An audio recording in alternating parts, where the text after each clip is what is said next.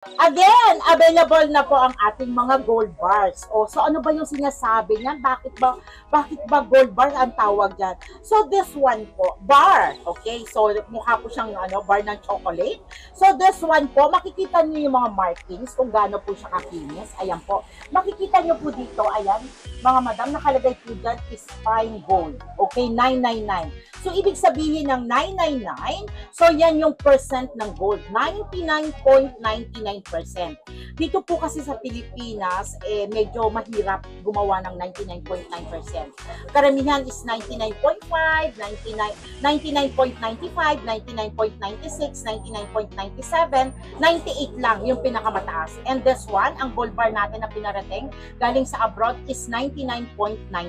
Okay? And this one po, nakalagay po dyan kung ilang gramo. Ayan po, nakalagay po 1 kilo.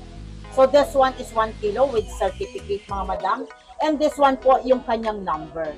Para po yung particular na number na yan, kung kayo ang nakabili nito, para sa inyo lang po yan, mga madam. So, ayan mga madam, para po rin siyang sasakyan. Meron siyang mga number, mga madam. So, hindi siya basta-basta pwedeng matanggal sa inyo or mawala sa inyo dahil may mga number tayo mga binibigay. Ayan mga madam. So, bili na po kayo. Ano pang iniintay ninyo?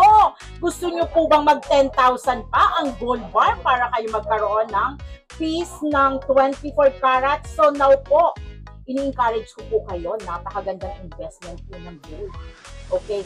So, panay na panay po ang pagtaas ng gold. And, punta na po kayo sa Mayet.